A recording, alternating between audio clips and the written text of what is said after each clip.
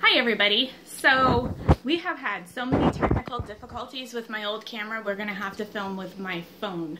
So anyway, since the last video, we've lost power for a week and we lost everything in the fridge and freezer. We just replaced that, plus Thanksgiving stuff, craziness, people getting sick. It was just weird. So with that being said, I'm going to get into this video. Now this recipe is not anything I've made at all. This is the first time I'm making it, so I figured if I screw it up, the type of ingredients that's in it, I could probably, if I mess this up, I could probably just, you know, put it in something else. So let's hope. So my friend Chris over at Food Thoughts of a Chef Wannabe, she is an amazing food blogger. She's an amazing cook. She's a wonderful friend. I've been friends with her for a long time, and I couldn't even tell you how many years I've been friends with her. But anyway, she also has a YouTube channel. She's fairly new to YouTube, and she does recipes along with unboxings because she's also a Scentsy consultant. And she has a lot of tips and tricks to save money, and she does all kinds of things over at her channel. A lot of DIY stuff, like for crafting. So anyway, this is creamed corn, and with her recipe, she uses fresh corn or frozen. I decided to go completely low budget and use canned. And what I did is with an immersion blender, or you could use a fork, whatever you have on hand, I just blended up 1 can of corn with half a can of the juice. I didn't use the entire thing because we're going to be adding other things to this. And then after I blended all that, I added another can of corn that's not all mushed up. And then, so over here I have a loose roux. And if you don't know what a roux is, it's melted butter and flour. So I'm just going to pour that in here, minus the noises. And yes, this is bacon that you see. Now with her recipe, she uses sauteed red pepper, and you could most certainly do that. I just thought, let's just go the unhealthy route and use bacon. So I'm just going to add the bacon into the corn, and then I'm going to add a little bit more bacon because never too much bacon. Okay.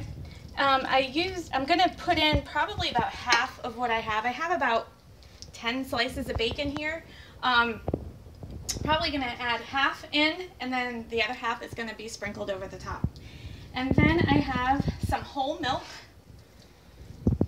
And in her recipe, I think she used either half and half or heavy whipping cream. I can't remember which. But I'm going to use whole milk.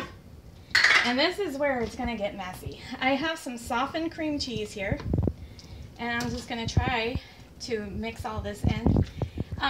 Little tip for you, if it doesn't mix as well as you hope it will because it's cream cheese, don't worry about it, because as it bakes in the oven, it will get melty.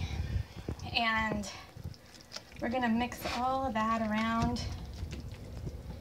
And then we're going to add some shredded cheese, because why not? Now this is a quick side that you can have for Thanksgiving or any time of the year, really. And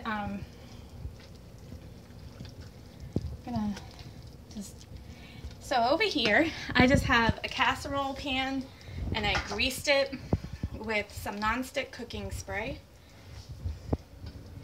And this is looking a lot better than I thought it would. I have had so many mishaps just for doing a recipe off the cuff without like trying it first. Sometimes I do that. Sometimes I do try the recipes first, and then sometimes I'm just like, you know what? I just want to wing it, because I mean, as cooks, as home cooks, that's kind of like what we do sometimes. We just throw things together on a wing and a prayer. So I'm just going to sprinkle the top with more cheese. And this is just like I think this is like a Fiesta blend. It has like, I don't know, other cheeses. If I had the package in front of me, I'd let you know. So I'm making a smaller batch than she made, simply because if I do screw this up, it's not too bad. And we'll be right back because my phone decided it's going to ring. Yeah. Very good. Okay, so we're back.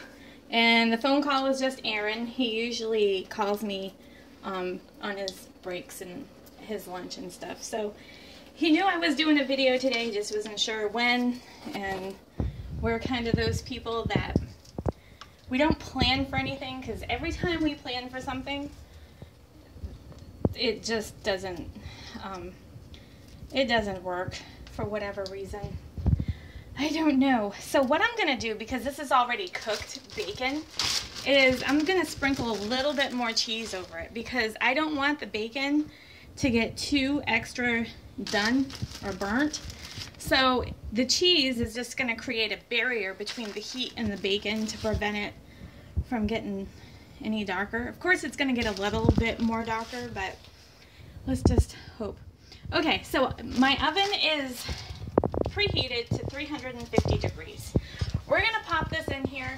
I'm going to keep checking on it until it, I don't know, probably about 20 minutes or so. I'm sorry I'm all over the place today, guys. It's just I got a lot of other things going on. I got cinnamon buns making later on and a bunch of other things going on. Anyway, I hope that this turns out right. We'll hope. Keep our fingers crossed. We'll be back.